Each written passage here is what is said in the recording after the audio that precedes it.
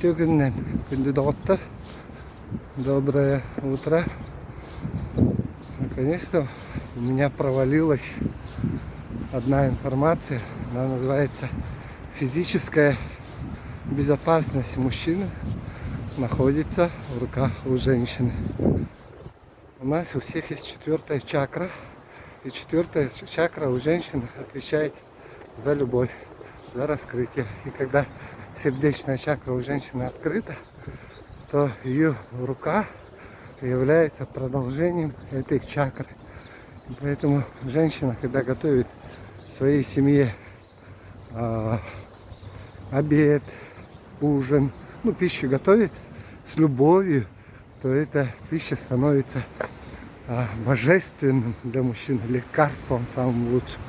А когда в кухне все гремит, все летает, и пища готовится в таком состоянии, то это будет ядом, прямым ядом и опасностью для здоровья мужчины.